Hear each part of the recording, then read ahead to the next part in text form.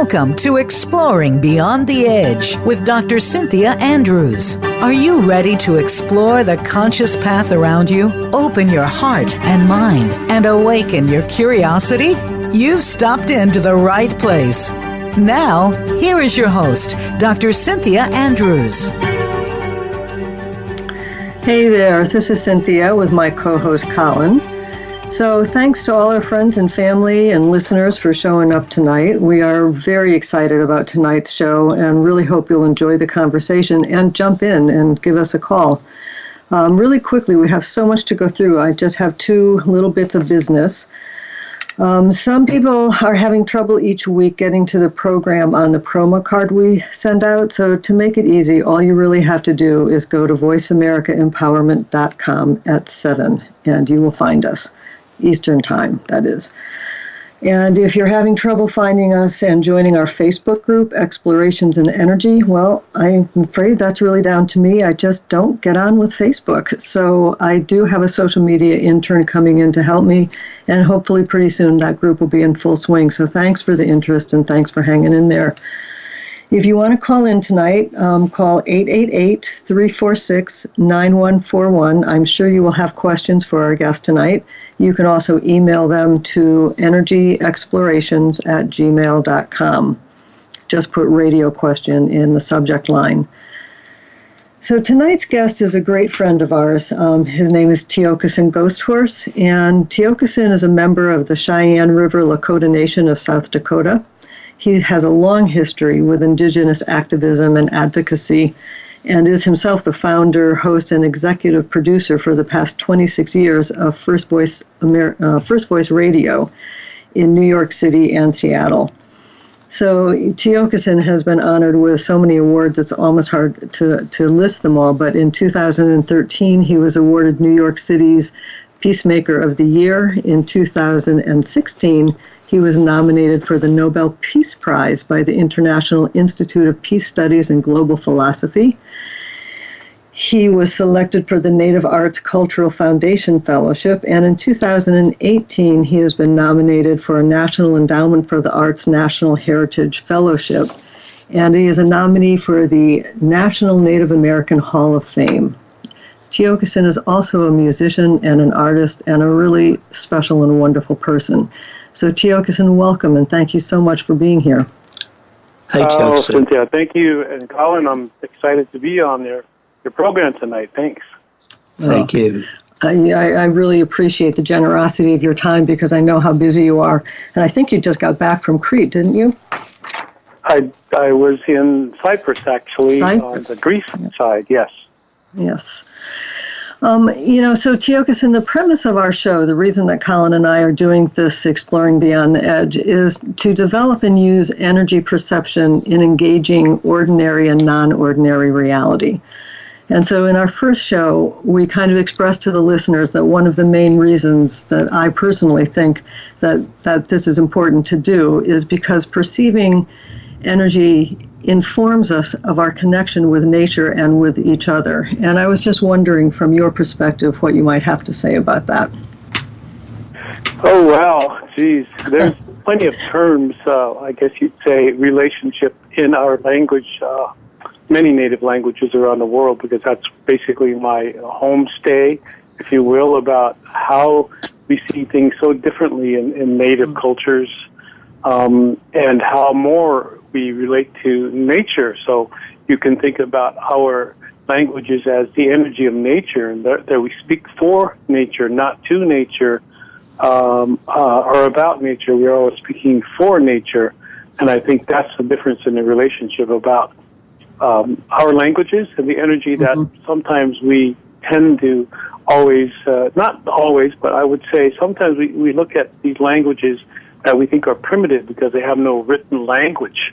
And we always say that our language is too big for the alphabet, so it can't fit between the alphabet or the symbols of it because it's way beyond that understanding. In other words, is that we've evolved past the use of an alphabet because we've engaged in the code or the matrix or the codex of nature, and that you can't write all the data about nature as it is even today because it keeps changing, and therefore our language is one of changing and motion, and it's not a stagnant language. And it's if you can look at it and think about it in the scientific terms, it's really more towards that understanding that science has what's in the modern world. So we often refer to these languages as quantum physics languages.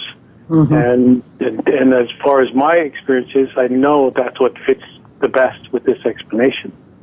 You often, I know when we talk, you often talk about how the native languages communicate from the heart, whereas the languages that we are using in Western culture communicate more from the mind. And it seems to me that nature, certainly in every interaction or relationship that I have with nature, it is absolutely a heart exchange. It is. I think that's, people go through it every day, but they're not programmed, they're not understanding that really without words is how it comes into play in a person's makeup, I would say, and the conditioning that we have in the Western world, but not really thinking about nature as part of us, but something that is that we can view and look at. So when I do think about how is it going to change? Is it going to change me so that I can love nature? And we use all these words that are concepts, because in nature there's no concepts. There's no need for concepts in nature, and that's more of your intuition, your metaphor of your heart, a metaphorical language of your heart, and you could feel that rather than having to conceive of it as something that can be controlled with just naming it as beautiful, or how the words we describe in English about how nature looks to us, because it's for us to view, and therefore it's at a distance already because we're viewing it as, that beautiful sunset. So it's already distant from us because of the language we use. It's true. The words are never enough, are they?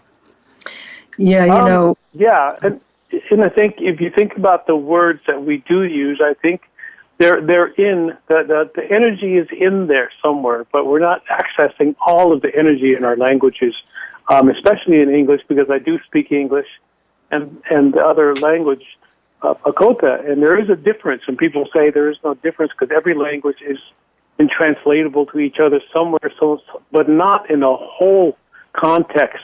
Almost 99% of the whole context can't be. I mean, I can't even give away secrets in English because English doesn't have the terminology there you go. That Lakota has. Yeah, that's fascinating. And what about in those situations? I'll give one example that I'm thinking of, where there were actually no words, but there was music. When you'll remember that this last summer, I believe it was early in the summer, when you arrived at our little farm here in North Guilford in Connecticut, along with Patrick Moraz, the the former keyboard player for the Moody Blues. And yes, you both kindly agreed to letting the rest of us jam with you, as an exquisite musician you are yourself. We were jamming away there with you out in the backyard, and this total silence came across the wildlife, and we have plenty of it here, the birds and the animals you've experienced many times when you visited. And there was a total silence. The horses stood there with their ears up. There was just a silence of a kind I don't think I've ever really quite experienced before. How would you interpret that the music, was it simply that they heard something they had not experienced themselves, or how would you relate to that? Because for me, it was a spiritual experience. Yeah, it's an everyday thing. I think we, again, have not really trained our minds or have stopped long enough to really listen beyond our ears or knowledge of it. So when the horses were there, when the birds and the animals, the little, the woodchucks that you have there, and the squirrels, and all of those little creatures there, they are tapped in to the knowledge of forever. It's their consciousness. So when humans bring it through music in this way, I think they pay attention to that. Then they're kind of like paying attention. They're listening to us because in us is that knowledge of forever somewhere. And I think that's when we pique their interest. And they're like, then we're accepted by them because then we're really on the right vibration with that nature and various creatures around, because they're already tapped into the knowledge of forever. There's no need for them to have a concept or conscious or a conscience. Actually, Right. they're already conscious of everything. Yeah. So you think about tapping in with the music. I think that's what really happens when two people from two different cultures, from England and myself from here, from this turtle island called U.S., is that goes across borders, whatever. So, That's wonderful. whatever temporary concepts we put up between each other through government, science, and religion, music has none. Air, That's beautiful. wind, sunshine, rain, that they don't know what borders are. So why aren't we really turning our head to that knowledge of forever? Because they show it to us within cycles. If that's an example, they're always in the cycle of it, as well as the planet. So that's the knowledge of forever that those little animals were paying attention to. That's beautiful. Yeah, that is beautiful. And they there's the communication happens on a really different level. And not to take us to a science place after that lovely comment that you made, but you're reminding me that Colin is a photographer, and often when he sits to take pictures of wildlife, it's like he can be camouflaged, he can be hidden. They know the moment his lens hits them, they know he's there and they respond. And some of the research that's been done with people where if you look at someone, the back of their head in a restaurant, they feel it and they turn around, and that happens over and over, and it's very a recognizable scientific thing. And I'm just wondering, for me, I think of that as an exchange of energy, that an energy has been transmitted that is picked up by our senses, and these are senses that we aren't trained to use. But I think in our language, these senses don't even exist, and I wonder if in your language those senses are more a part of everyday reality. I think, yes, I would say to that, and because I do experience this society as it is, and we are geared towards looking outwards rather than through something. And to us, as Native people, I'm not going to speak for all Native people, but it would seem that our intuition is being told through the earth. And if a human being is part of the earth, then you're more closely related to that human being through the DNA, the same elements, and whatever we're made up of earth is in that person that we're staring at the back of his head for. It's the same element. So we're in tune with the earth, and once you're in tune with earth, you can probably achieve just everything that you're talking about. The intuition, people go to ESP, they go to all these other, disciplines, sort of abstractions of trying to communicate only with the mind, but it takes the whole body. And when you're within, so to speak, that your antenna, your feet or your antenna, or in the earth, and when they're in the earth, you're transmitting, you're picking up and receiving at the same time. And when that happens, and people may not know that they actually have that ability. I wouldn't say gift, because ability means to me that it's our responsibility that to know that everyone has this, but some people choose not to because they seem to have more advantage by accruing the material gain and the privilege of it and the ownership of it. So their minds are geared towards something else and not the naturalness and humbleness, and yet the intelligence of Mother Earth that gives you that gift of intuition. You know what you're reminding me of is when you came back from upstate New York, I think you were in, and you had been with people who were bending spoons, and you came back with this whole pile of utensils that were all melded into one. I didn't like the way he was looking at ours, did you? And my sense of how it was that you had accomplished that was that you had melded with those, with the DNA, if you will, or the energetics of those things, and in that melding, there is no definition. It can be anything. Yes, it's the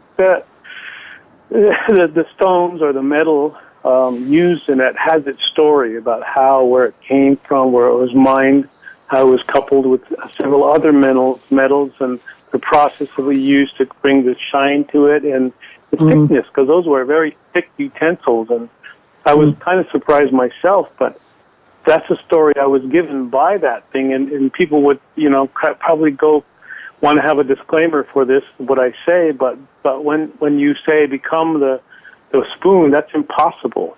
It's like you get to know the elements, the movement of that motion, the energy, where it came from, the mining, even the gouging of the earth, and the knowing ahead of time that big shovel or that drill was going to gouge that part of the earth to take that piece of metal in order to transform it into a spoon. That's the story it came from, and anybody there who was able to bend those spoons, they had something there. They couldn't understand it, but they were amazed. I could see the amazement in them, and I'm saying that's why we have not been able to really make that a coffee table conversation. It's more or less, that's an ooh and ah, and he's a magician, he's special.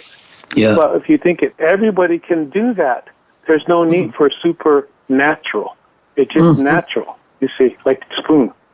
Yeah. I don't think we have even a clue of what our natural abilities are, because I think we are trained from a very early age not to pay attention to certain things. And as you say, that it is encoded in our language that we don't pay attention to different things.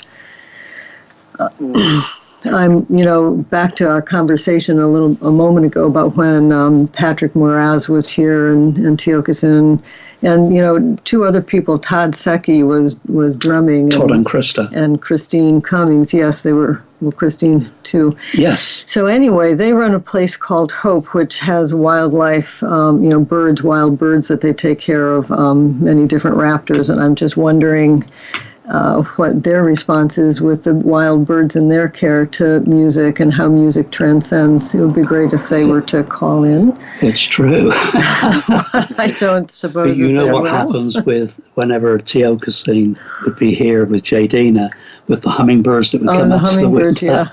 They sort of flit around looking at the back of his head. Could you feel them, Tiokasin, the hummingbirds? Oh, yeah. You feel them all, they kind of, you can't miss them. They're there, and I'm glad that you take care of them when they arrive during the summer. Yeah. Yeah, well, thank you. Well, so thank you, everyone, for tuning in. We're heading to break now, so don't go away, because we have actually some pretty interesting conversation coming up. But if you would like to contact Tiokasin, you can reach him on Facebook, or you can email him at tiokasin@gmail.com. That's TIOKASIN @gmail.com. And you can also hear him at his radio program at firstvoicesindigenousradio.org. So stick around. There's a lot more to come. And now we're heading into break.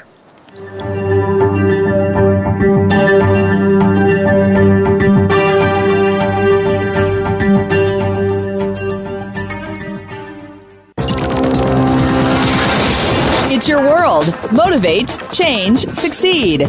VoiceAmericaEmpowerment.com.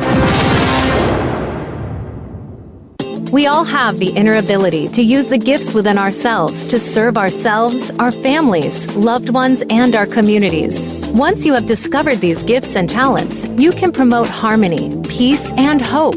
To find out how to harness your own gifts and talents, tune in to Get Ready. Get ready for your breakthrough with host Felicia A. Hill, live every Tuesday at 5 p.m. Eastern Time and 2 p.m. Pacific Time on the Voice America Empowerment Channel. Listen and share with others. Moving forward can be difficult to do sometimes. There is always something going on. Many times, nobody else knows exactly what you're going through. If you are experiencing pain or loss, even something that is unexplained that is missing in your life, you'll want to tune into Go For It with host Joe Hausman. Joe and her guests will show you laughter and love. Sometimes you just need something a little positive in your week. Make that spot Tuesday mornings at 9 a.m. Eastern Time, 6 a.m. Pacific Time on Voice America Empowerment. Follow us on Twitter for more great ideas at Voice America Empowerment.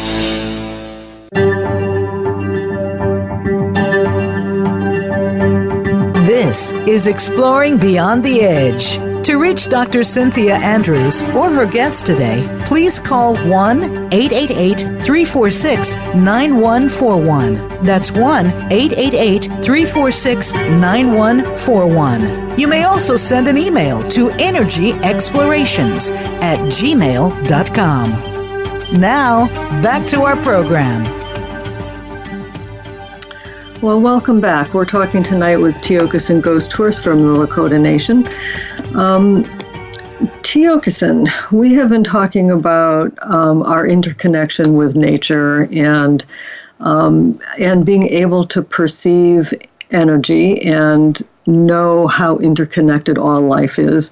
And it seems to me that this is really important at this time because, by and large, people as a whole, maybe because of technology, maybe because of a whole lot of different things we probably can't name, but people by and large are suffering from a very deep existential loneliness. And yet you have said that in your native language there is no word for loneliness. So can you talk a little bit about why that's important and what it means about the two different perspectives? It has to do with what we say mitakuye, and that has a longer meaning than just a relationship. So I'll stop right there, but we'll put the word relationship in it. And I think what happens, because I even use the word so many times when we're speaking English, I. I is a noun in English, and it has it's subjective, it's a noun, it's a pronoun, it's a singularity, it's alone, it's all of those things to make you an individual in divided duality. I think that's what the word is. But when you say that, then you become stagnant, and you become motionless. So when I figured this thing out that we don't have that word for I, me, my, or mine in Lakota, then what is an I when you refer to yourself in a sense that way? And we could always put it back in the box of the I noun in English, where in many native languages around the world, I doesn't exist. It's really that you are a verb. You're in motion with all that wind, with all of the other, life forms out there, including other human beings. So we often want to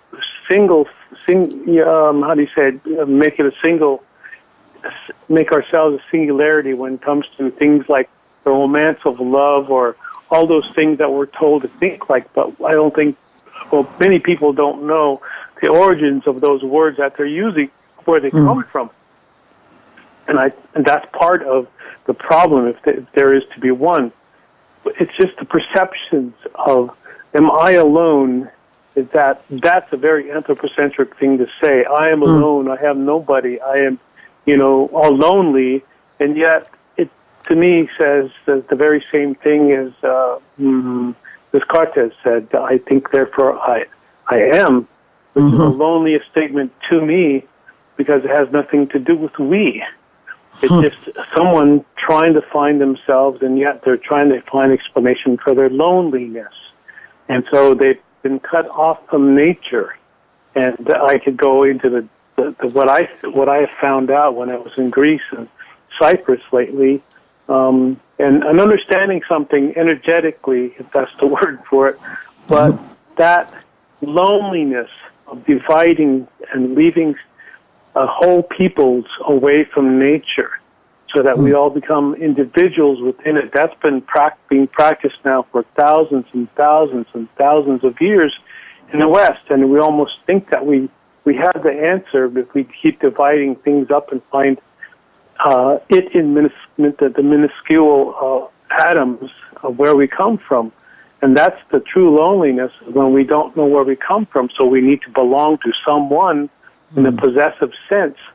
And that's I think that's unfortunate that we think in that way, and yet we still use the Western connotation that, well, all humans are alike.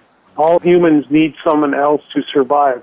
That's kind of true, but it's a temporary thought also, because there's life beyond this one that we're contained within the body. And yes, we do want to enjoy the body, and we want others in the same way, but when we come with that idea of loneliness, that's not fair at all to all the relationships that we live with, the trees and animals and all the elements that we talked about that made us up, that put consciousness into our bodies also. So when I think about that, it is a disservice. Mm-hmm. Yeah, you said once when we were having dinner or something that in Native thought, all of the animals, the trees, the grass are your relatives. So as long as you're on the earth, you're not alone. Expanding the relationship. Which is a really extraordinary thing to stop and think about. Yeah. I think where I get the deeper sense of, I will say loneliness, it's sadness actually. I think the words come very close together at times. But the loneliness, yes, I can say, and I do say, that I feel a loneliness because my blood family are 4,000 miles away across an ocean and I can't even swim. I mean, that is a loneliness. But I also feel a deep sadness and a loneliness when I see creatures that are leaving our planet, due to the abuse on many occasions, the human abuse of the planet. When polar bears are struggling to catch their food now, and we can go on. There is a profound sense of loneliness that I get. You and I have spoken. We have spoken together on this many a time. But to kind of look up in the clouds and see different types of clouds in this last couple of years with the climate change going on, there's a sadness there and a loneliness too. That those clouds, those standard regular cumulus clouds, those puffy white clouds, they have a different structure to them that I'm seeing. As you know, one of my subjects has been meteorology, and just whether it's science or not, I see, there are some big changes going on, and, getting to this loneliness equation and understanding it, I think it's going to be more and more important, as time goes on. That's so true, Colin. You think the possibilities of an inherent, the possibilities are inherent in a language. If this language didn't depend on nouns so much, but that it could just be verbs when the circumstances were appropriate. So there's times within this language of English that if we really understood the respect for nature, then the respect for nature and the usage of verbs in motion would be appropriate all the time. So we have to practice that. And then when we talk about the loneliness, that's abstract. That's really abstract to me. I can't even deal with it, right? Because it's kind of confusing. So, I understand what you're saying. And a lot of natives are judged out of that because, you don't feel, but yes, we do. We probably feel more so than the emotion of it, right? The emotion is something that we can't really work with. We understand that we do have emotions as humans in a sense, but the feelings that a tree has, if you call a tree and you name a tree that, it's not that. It's like when a tree is standing and you hear the sound the wind makes when it blows through. That's the name of the tree. Because it's in harmony with nature. It's when the sun is going down, there's a certain color and the sound that the trees make. And if that wind is coming from one direction, it makes that kind of sound. And you really can hear it. And we've been so out of touch with nature that we think that's some kind of mythology. But I think, well, that's cool. Mythology just opens up the mind for more possibility. Because why would it be myth in the first place? It's almost like we're talking about Earth as if it's a myth, you know? Yeah. And it's right here all the time.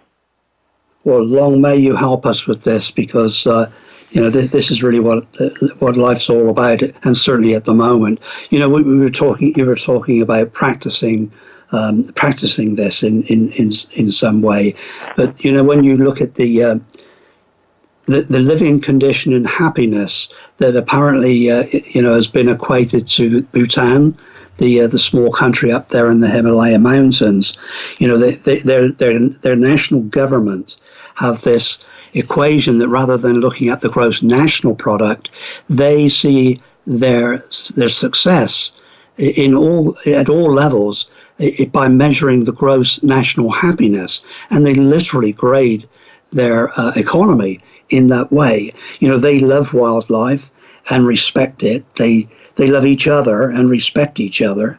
And the population and the leaders feel secure and not threatened in that environment, which they self-create in connection with nature and one another. So the lessons are all around those that need the lessons. There's just one country that it's been measured against other countries, and it's the top end of happiness. So there's a place for us to learn something by. Yeah, actually, that's Oh, sorry, Tiokasin, go ahead. No, that's continue.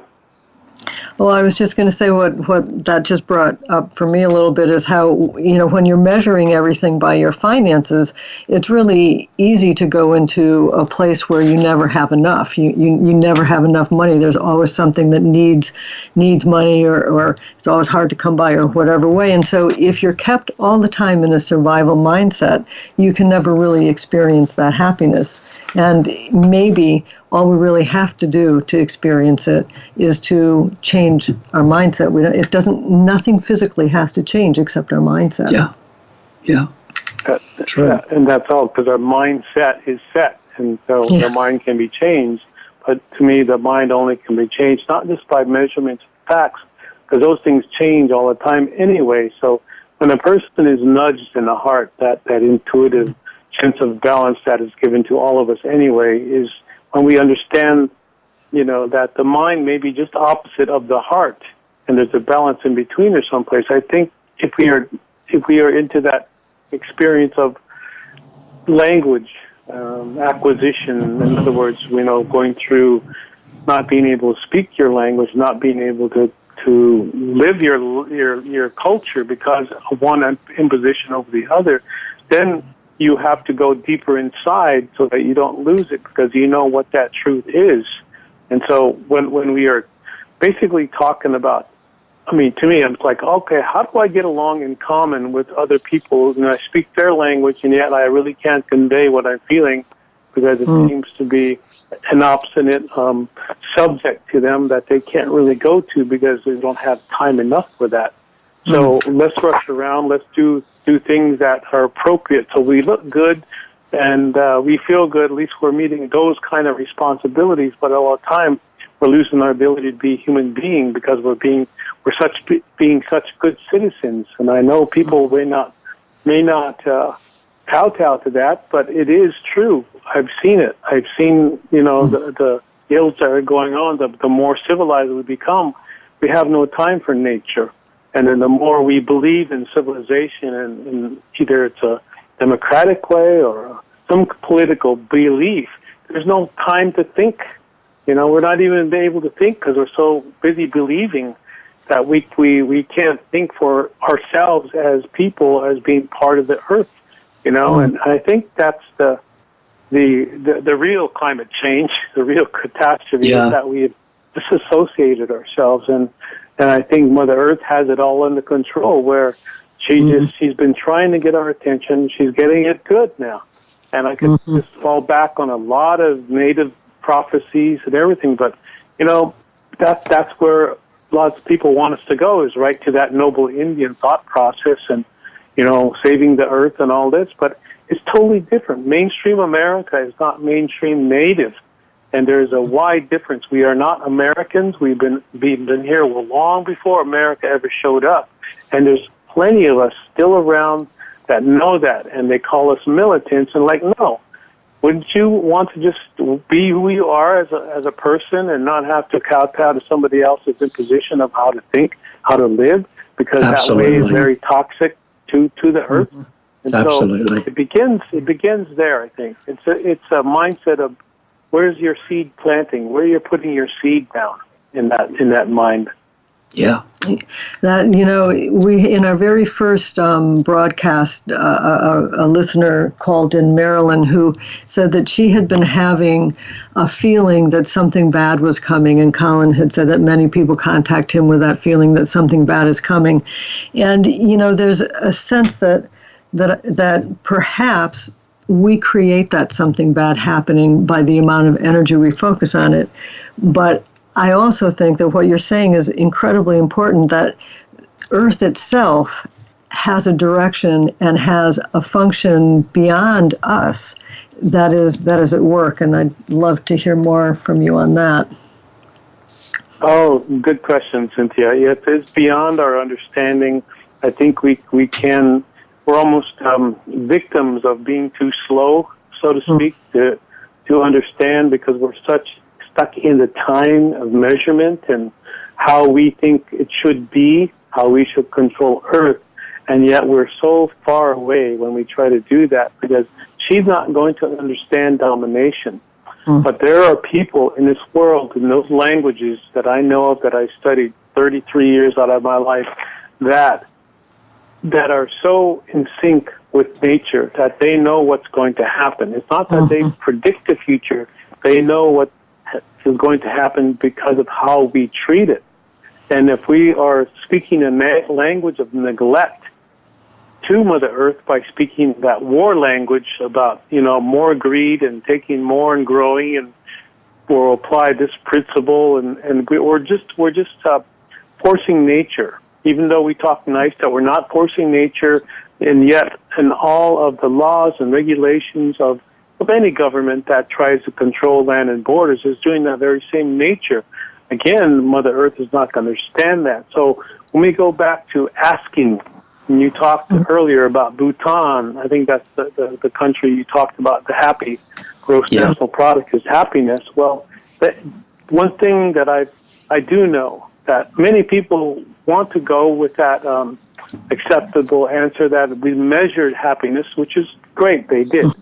But when you get down underneath and you sit down in places that they are from, they're saying it's because we ask Mother Earth first. It's not we force Mother Earth, because you can't force Mother Earth to be happy. So when they ask, and they are expecting a return of a positive or anything, as long as you go through the motion and not take for granted that she said yes every time, that you have to be in time and in sync with the earth.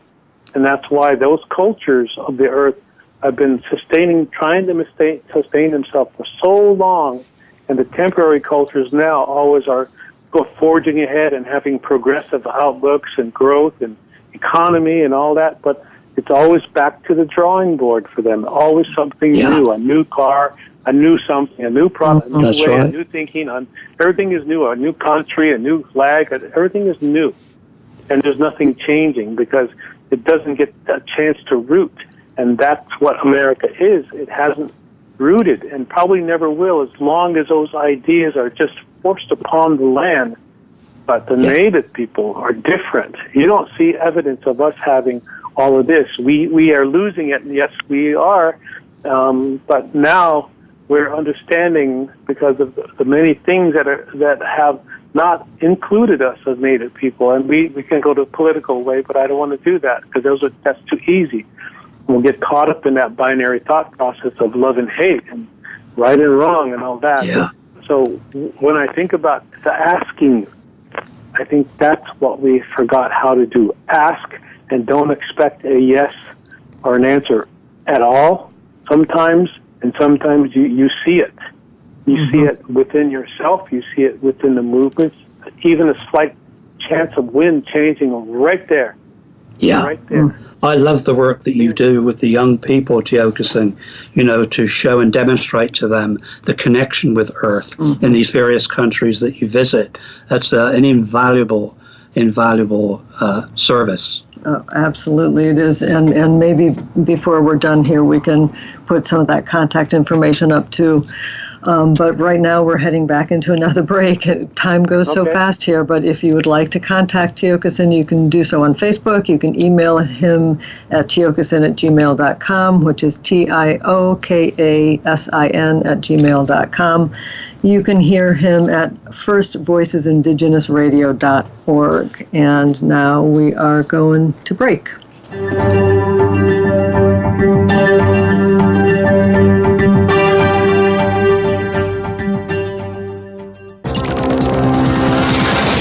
It's your world. Motivate, change, succeed. VoiceAmericaEmpowerment.com. Being Here with Ariel and Cheyenne is an ordinary person's guide to modern-day enlightenment. This show is an exciting exploration that opens the door to living in the moment. Don't miss Being Here. Tune in every Wednesday at 9 a.m. Pacific Time, 12 p.m. Eastern Time, with award-winning authors Ariel and Cheyenne, right here on the Empowerment Channel. It's time for you to take a sweet and honest look at your life. Tune into Living Within the Sweet Spot with your host, Nikki Clagle. Each week, Nikki invites you to call into the program, where she will connect with each listener to show the power of God's love in every unique instance. There are gracious gifts and elements of power within each one of us. You just need to discover them and find your life's purpose. Live healthier and happier. Listen every Wednesday at 10 a.m. Eastern Time, 7 a.m. Pacific on Voice America Empowerment. The Voice America Live Events channel is here now to showcase your corporate, individual, or organization's live event. Visit voiceamerica.com/live events to see all of our past live events and find out more. Whether it's a multi-day conference, special speaker, or single-day event, we've got everything to make your event a success. We can do a few hours or a few days. For more information about taking your event to the next level, call Jeff Spinard at 480-294-6417 or email info@voiceamerica.com. Again, that's Jeff Spinard at 480-294-6417 or send us an email to info@voiceamerica.com. Voice America is where you are and where you want to be. Join us around the globe as we broadcast live from some of the most interesting events available. Don't forget to view all our live events, including on-demand access to past events that you may have missed by visiting voiceamerica.com/live events. Follow us on Twitter for more great ideas at Voice America Empowerment.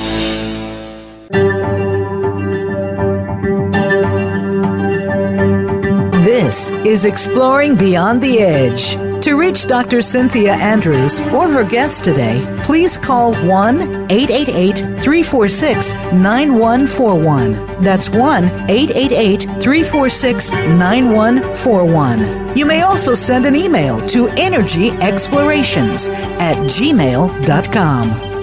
Now, back to our program. Welcome back. This is our final segment with Tiokasin Ghosthorse from Lakota Nation. Tiokasin, I want to pick up a little bit on what you were just talking about before, and it's going to shift us into a little bit of a different direction, I think. But, you were born during the period when Native American children were forcibly taken from their families and put in Christian boarding schools. It was illegal for you as a Native person or for any Native person to speak your own language or practice your own religion. You have lived through what is called the Reign of Terror. You've seen Mother Earth, who is central to everything that's important to you, quite literally be ravished. And any person would be consumed with anger. I mean, anybody would be. So can you tell us how, as this peace advocate that you've become, that you have taken the force of your anger and kind of turned it into your peace work? Yeah. Oh, thank you for that. It was a deep question. I think, to be sure, that I had found out about the different types of anger, especially how I grew up in my first formative years until 6.5 before the government and missionary schools came along and dismembered us from the land, I would say. I would call it dismembered us because it took our hearts away, you know, and took, and they said, you cannot be Native, you cannot be Lakota, you can't live that way in the past anymore, and you can't be in the future, you have to be this American. But they placed me in the perfect spot because in the older Lakota, there is no future, there's no past, there's no time concept, it always is. In other words, there's no beginning and no ending. So when I looked at, as I got older and I was able to speak and have concepts in English more, I thought, well, do I feel that anger? Or is that just a head? Is that a mental anger? Anguish, in a sense. So I would walk with this angst or this anxiety all the time that I needed to dump it off on other people or you know, even make them the victim of it. And even myself, I was feeling that if I didn't do that, I would be the victim of my own hatred for self and for everything around me. So it came down to, which I think is an old thing, which wolf are you feeding? And then I thought, well, that anger of destruction comes from hatred, and I don't really like that. It doesn't feel good to me. But then there's the other anger. This anger is because you know the truth. And when I thought about it, I said that type of anger makes me want to do something about it.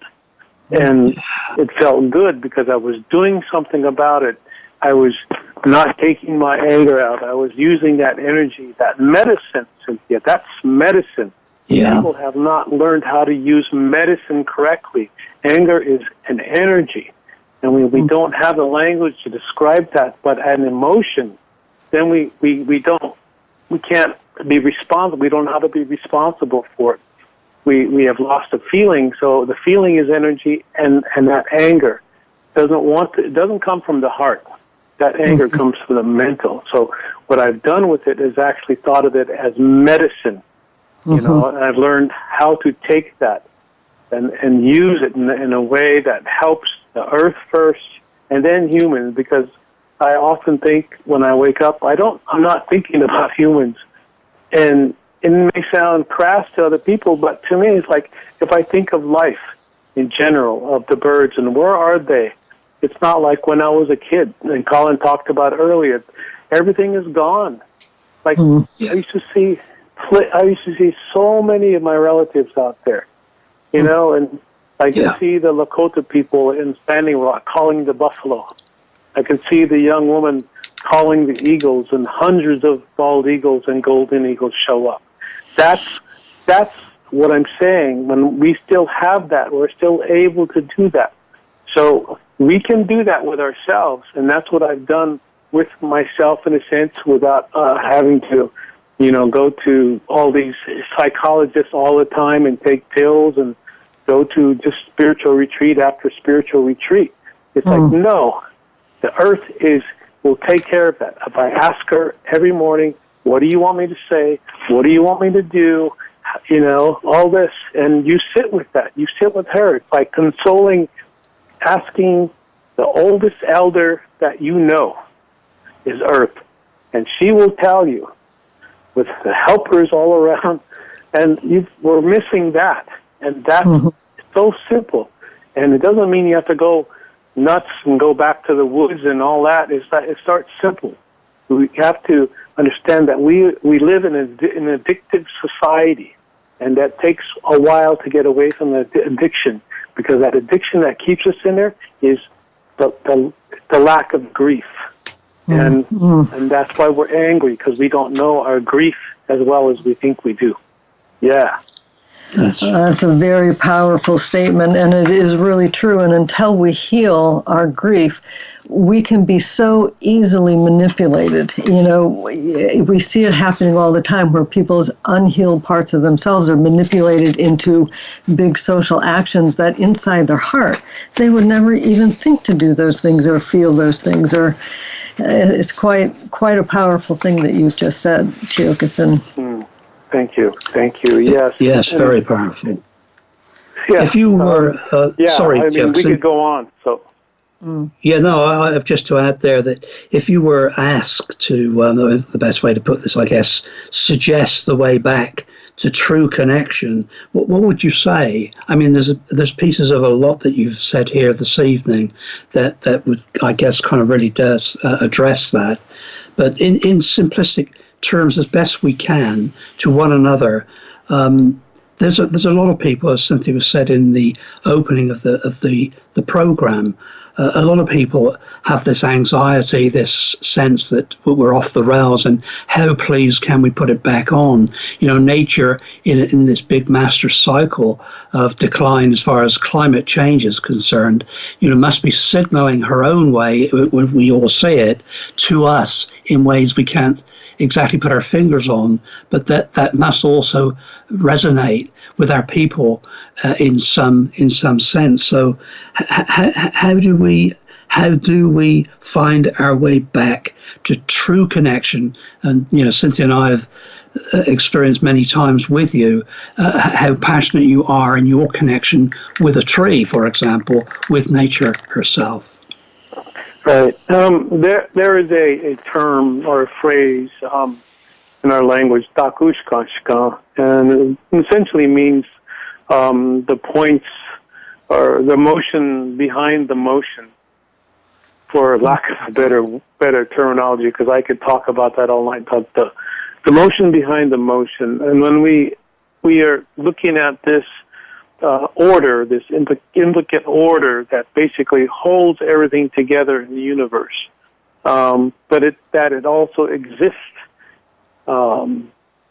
not because of what we believe in or our perceptions or even our languages and stuff, our categories, but that exists independently of us ruling it, or through methods or through science, and all we can do is mess it up. Right? Because you can't teach Earth or nature new tricks, in the sense that it already knows that you're trying to fool it. And I think many people have lied to Earth so long that we don't even know that that's medicine not to lie to Earth, but that when we stop lying to Earth, when we stop saying that we came to dominate you and be a steward to you and all this stuff, that's kind of true, the stewardship, but it's not enough. Because if you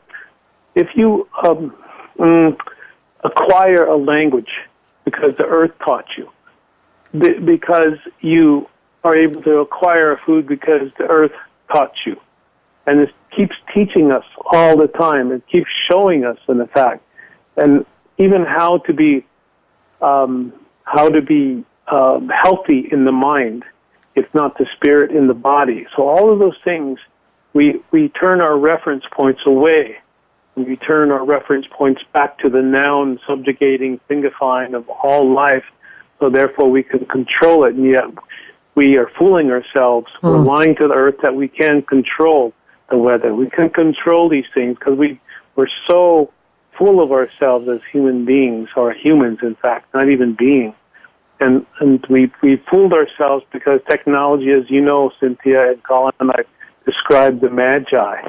And the magi is simply the tools of the earth, and magic means one who uses the tools of earth properly, and a magician is one who fools and tricks everybody else. The illusion, and that's what we've done to ourselves, all the illusions that we've put out there through technology, through science, through religion, through government. It's all illusion. And so we're believing in the illusion, and our energy is being drained away from us because of our belief system. And yet there are cultures who don't have to believe in those things, because they don't need to think about those things, because they're living the life, they're living the culture, they're living the spirit. And just like the consciousness of a tree that I talk about, just like the consciousness of all life on earth, and even those things that we don't even see. When I talk about, the new Lakota, it says, I don't speak the language so well, but geez, I know a lot. It's crazy, because if I know a lot, speaking a little bit of the language, just think about someone who totally has a PhD in it, but not the colonial noun-filled way. So children, yeah. Tiokasin, I'm so sorry. We are completely out of time. We have about 30 seconds left. This man has to come back. We do need to have you back. It is wonderful to have you here. That was amazing. And simplysmile.org is a group that you work with that I think people will want to check out. And I want to leave us with a thought of gratitude. Breathe in, thank you. Breathe out, thank you. That is what we can give back. Thank you, Tiokasin. We will talk with you again soon. And thank you for everyone listening. And don't forget to tune in next week where we have another really great show, another heart-centered show. We are talking with Mark Crowley on leadership. He wrote a book called Leading from the Heart. He works with the research on the size of the energy field of the heart. He's written a best-selling book, and definitely don't miss that. And thank you so much again, Tiokasin. Keep up the good work, Tiokasin. Yes, and be a butterfly against the wind. Yes, and that is a book, too, that you and Jadina wrote that is phenomenal. So everyone go to Amazon, Butterfly Against the Wind. What an extraordinary concept. Okay, I think that we are on our way out of here. Well, we're only leaving if Tiokasin promises to come back. Thank you so much, Thank you. Tiokasin. Bye-bye. All right, we'll talk to you all soon. Thank you. Thank you, all your listeners. Bye-bye.